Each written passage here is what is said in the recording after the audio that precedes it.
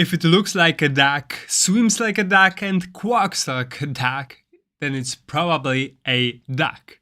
So China looks like having some problems with the economy after this zero COVID policy, and swims in a liquidity drainage and quacks like it essentially would need a catalyst to reiterate that economic spike. Then it's senseless to assume that it's not a fiscal stimulus alert. That's what we will ponder about today. It's your daily session of Blockrevision, your market updates on what's going on in the world of trading and investing. Here you will find signals of what to buy, what to sell, and what is underneath and why those moves are right to take. So without any further ado, let's head on to our first block of a session.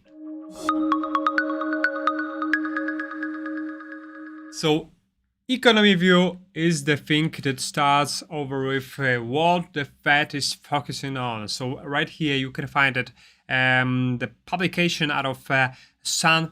Louis Fed, where you can find depicted a chart with stick price, consumer price index less shelter. So last week we got the latest CPI report and it was fairly encouraging. Numbers were generally at the lower end of expectations. Right now, however, we are wondering whether this state can remain for future and whether those shelter prices will eventually get lower. So this shelter was pushing the gauges, the figures of the gauge higher due to this lagging type of a momentum regarded that this type of interest rate hikes has led to pushing more and more Americans toward renting rather than buying new homes. So shelter inflation remained high. Private sector readings from sources like Zillow suggest a decrease, however, in recent months, and that is supposed to also influence that gauges. So for now, rate hikes and housing markets showing that this supply and demand dynamics should be putting in a favor those lowering assessment towards a future.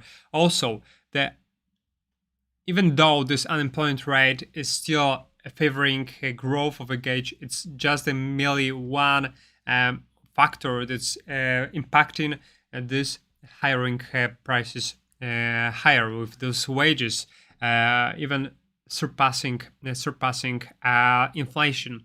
So we can find that more and more sectors are becoming rate sensitive, and more builders, as just written down here, are concerned about their own credit conditions and possible constraints that may face when it comes to meeting the market. So that's why I do expect that inflation should get eventually down, but it's not yet over, and that inflationary problems may spark and spread over the other realms of a economy. And what we haven't seen in China was this inflation gauges been higher than a typical base of a 2 or 3 percentage points. So China was the one of the much more privileged stance in terms of the eventuality of avoiding a recession. However, China has another problem, that is a kind of a polarization to what is dealing the West with. So monetary policy has been stimulated to some extent by PBOC, but it didn't cause such problems to economy as the economy right there was commonly closed by its zero COVID policy. So lately, as a aftermath of those problems, supply has hit the market. The commodities sell-off has brought those valuations lower, and industrial output undershot expectations. And China's waning economic recovery spurs calls for stimulus right now. So those are debate whether this stimulus might be possible. So the strategists out of JP Morgan and other facilities claiming that monetary policy can play a supplementary role, but right now rate cut is not the most urgent response, and industry policy probably will play the crucial role in economy. So industry policy that may favor the elements that have been broken by those disrupted supply chains, but they doesn't really rule out the possibility of injecting a fiscal stimulus that may spark the consumption even further. Also, it's worth noting that China's foreign trade weighs around over 30% of its total GDP, so the GDP growth heavily relied on other countries' demand in also saying that China need the West to recover. Fast forward to today, the foreign trade weighs around 15% to 20% of China's total GDP, and its growth weighs even less because of the stimulus. So definitely China is dealing with the consequence that what is going on right now in the US, also with this post-China world, that problems may get even worse. That's why this fiscal stimulus might be not of the mark. But for US, the problems may get even worse, as this debt ceiling debate is causing debacles. So JP Morgan, it's Morgan Stanley this time, finding out that if this debt ceiling may be risen in June, US Treasury issuance is expected to increase after the debt ceiling agreement, which could drain liquidity from the system even further. That's the publication that we found right on Isabel.net, and also finds the possible threats to the market. So the voices around whether it's a good time to buy stocks or not are right now in a mismatch. But we are heading next and just looking at market outlook. What is the markets, the price action, the most reliable measure of predicting the price, future price of assets telling us? And for this one, let's find out SPY.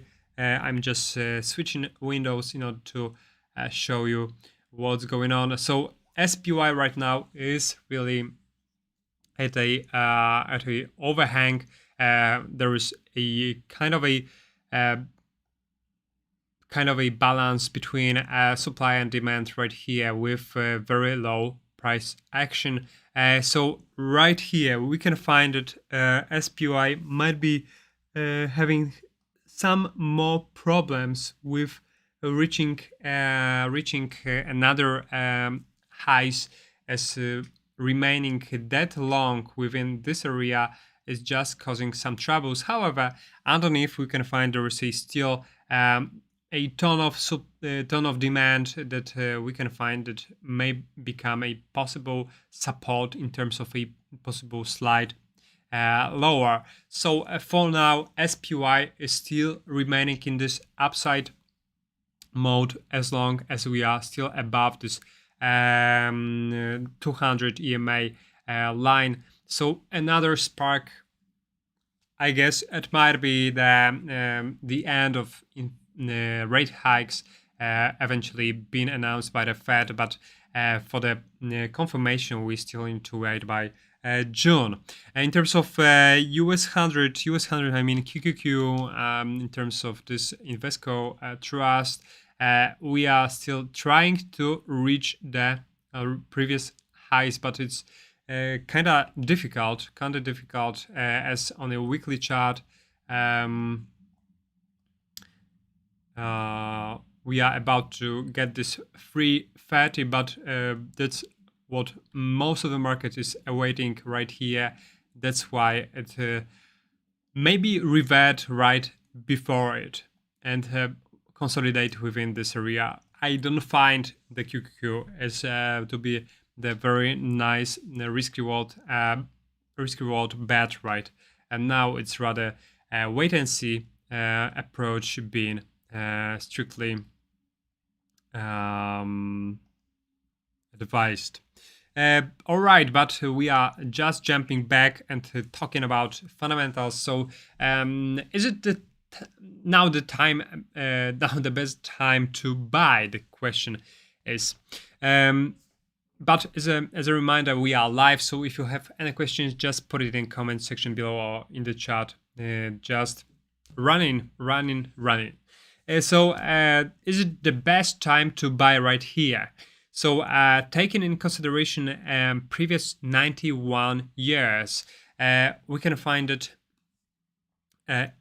when this chart has been constructed, we've seen that it's been taken out of the daily returns for each trading day out of that time span, and the result is like depicted, and S&P 500 index showing that the best time was merely the late October, maybe beginning of January, when this center rally occurs. However, the end of May by the half of July was absolutely one thing to consider of buying the market. So we are right after this possible negativity of first half of May, when those sell-offs typically take place, and right here we are right on the way forward. So it's very hard right now to reassess how the next decade will look like, as we would rather say goodbye to this low interest rate type of environment and probably entering another reality. So we are better put aside this short-sightedness and just trying to base upon our projections based upon what happened in the last years, but that type of a long time span is the one of a litmus paper that and one of the eventual deduction type of exercise that may prompt us to think that that months of May typically given a better than the most of the others. So that's why set in May and go away won't work this time possibly. Be greedy when others are fearful. Yes, there is a ton of money sitting on the sidelines. Investors are still nervous, and that could support stocks counterintuitively. So investors are still holding back from investing in the market, and on the other hand, they would just apprehend cautious stock picking hasn't offered much advantage in the market turmoil so far, and the longer that managers lag behind, the more pressure they will be under to add risk back into their portfolios. So Nasdaq also have exceeded this over 20% from its bottom, remarking that it might be the end of its bear market. So it's supposedly a matter of time when those funds managers becoming eventually more audacious. And that's my point of view. For now, the possible correction on the Nasdaq or SPY may take place, but normally we should reach higher valuations. And that's the news out of today. Tesla starting to be aggressive. Musk said we'll try take a little advertising and see how it goes. So Tesla has long prided itself on a word of mouth among its fan base to market its vehicles. It's built a very renowned brand without paying for television, radio, or other type of media. By far the biggest ad campaign was typically an Elon Musk itself, and by deciding this company eventually needs a marketing that's made a push the company earnings even further into an upside trajectory. But back in 2019, as right here you can find Elon said that Tesla doesn't advertise or pay for endorsements.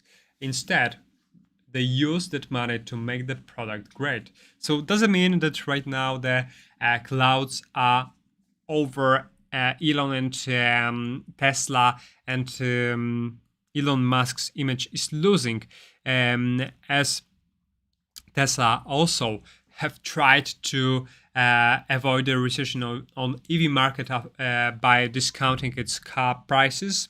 It looks like it.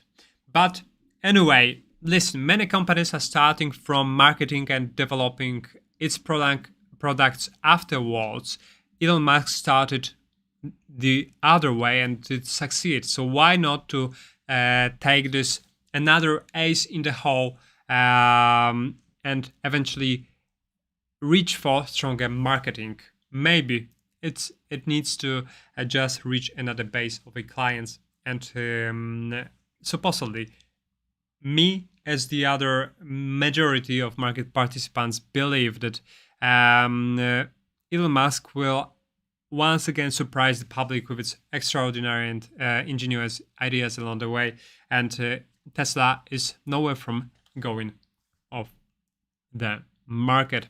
Right now, let's head to Crypto Outlook, and I have a kind of a bad news for all of the doomsayers that by this type of news may get bust.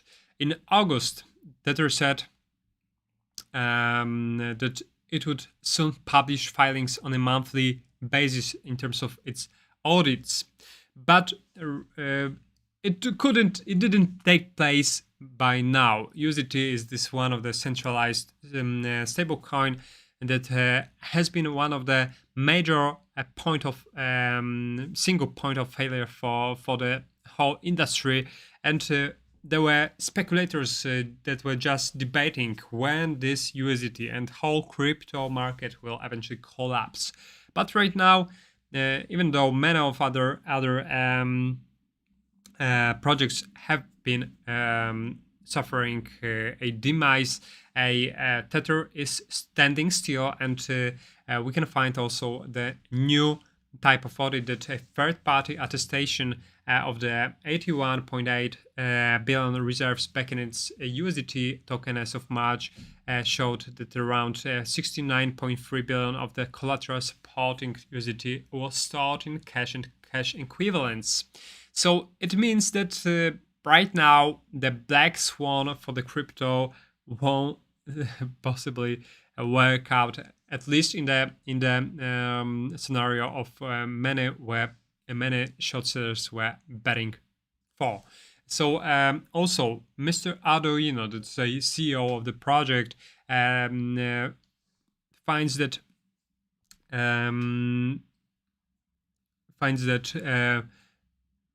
this monthly schedule of audits eventually take place, and it will also calm the market even to the larger extent, so that black swans that everyone is talking about is most likely to never materialize, and just conceptualize the concept of the ball that is climbing a wall of worry.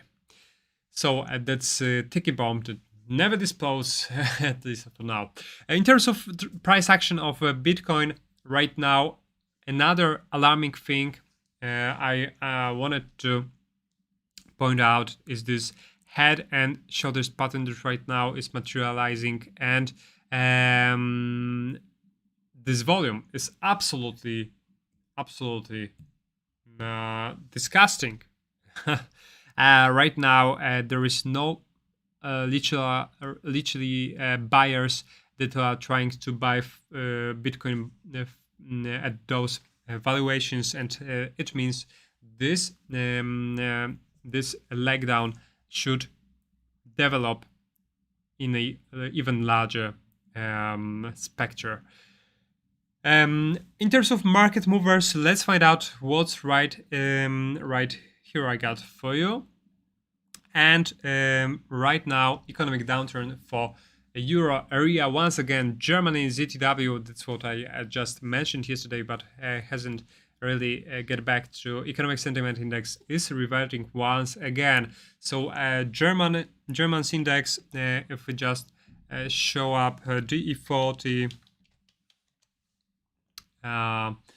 is right now trying to reach that highs of 16.29, but for now, yes, we are still struggling with this consolidation, but reaching that previous highs is still in the cards. But right after, with this deteriorating outlook for the German's economy, we may have a large of a spark right upwards, and then sharp sell-off right after. So there is a fair drop in the euro for the German ZTW index, marks a turning point for the worse as any growth optimism from the start of the year evaporates.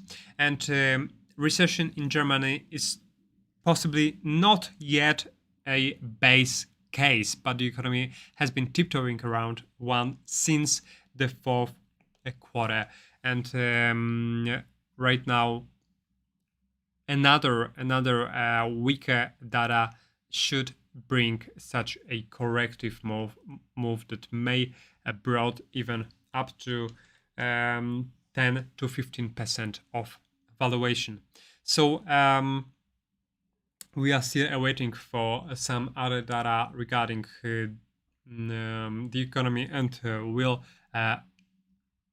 update our stance accordingly. What is due this week in terms of earnings? So Target was today that has brought the earnings, and on Wednesday it topped Wall Street's earnings expectations. Its operation is literally revolving around some types of household goods, clothing and electronics and food at all.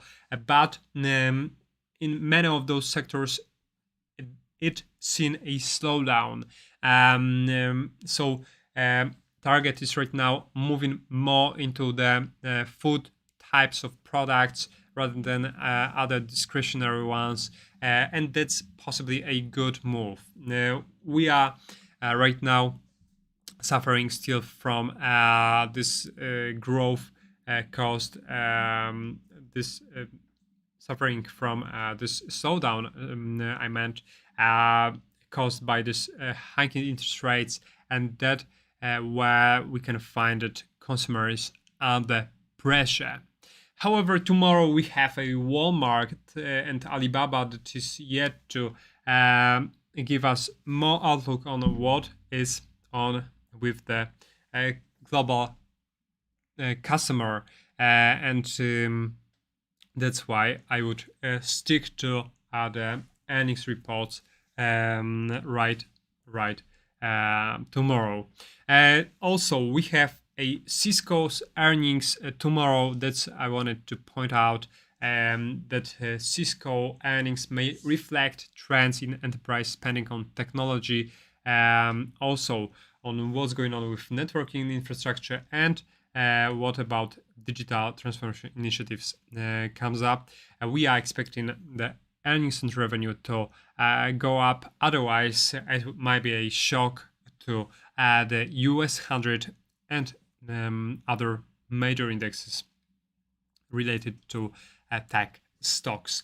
In terms of other elements that I wanted to point out is this economic calendar, and for this one I wanted to show you what to look at mainly.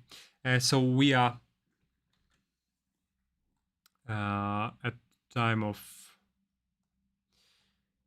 Wednesday. Building permits. We are just reached a level close to forecasts. There is still resiliency in the sector, but the expectation are a bit higher. So building permits are not that high as we should suppose to think. So 1,500 is still unreachable, and we are rejecting the level, and possibly we'll see it right here for a bit longer. On Thursday, there are some Fed's members' speeches to watch and initial jobless claims as well. So those are the things to watch, but it's not any of the red letter days to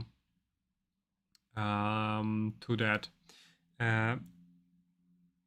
So be it. In terms of things I wanted to also cover was this tomorrow's type of earnings calendar. So Walmart will be right before the market open, and Alibaba with Applied Materials yet to come up. All right, so we are right now jumping back to our presentation, and trade idea is the one to wrap up our transmission. So today I have a crypto bet for you. So just have a look at LDO USDT. So what we up right here on LDO USDT, we are right now. So LDO is typically this main solution that helped if investors to lock out its staked tokens of Ethereum. Right now, the noise around LDO is extinguishing. That's why I do expect that LDO USDT will have some less positive press within next few weeks. And right here we can find that it's a extended head and shoulders pattern with a double types of arms and shoulders, but it still may be confirmed as or recognized as kind of a head and shoulders with a extended shoulders pattern that may have its objective right at the lower valuations. Right here we've built a lower high and just trying to hit this neckline that is supposed to get rejected with this bearish price action at BTC USDT. So BTC USDT right here is getting supposedly lower out of the data I've pointed, so lowering valuation, and also this pattern is not very optimistic. So looking at the details of LDO USDT, once again I do find that it's right now a very good time to sell, especially after hitting this volume fixed range volume profile zone of at 2.27, rejecting right after. So there is a volume profile, also the negative sentiment on Bitcoin, also kind of a sharp spike that is liquidating some of the short positions. That is just a very important slope that increased, and the trend, this local trend, when accelerated, is most likely to correct. That's because the increased slope indicates increased emotions, and once the emotional traders exiting, there is neither anyone left to exit nor anyone willing to enter the trend until there is another pullback. So I do find that we'll take a alignment with this previous highs, and 1.58 will brought the valuations lower. So for now, I do expect that this type of a bet will materialize with short position took right here, and risk reward ratio been hitting of 2.27. 2.27 is still a decent one to consider. I do still, maybe even I will shrink the type of a short area, and reach the risk reward ratio to 3.17.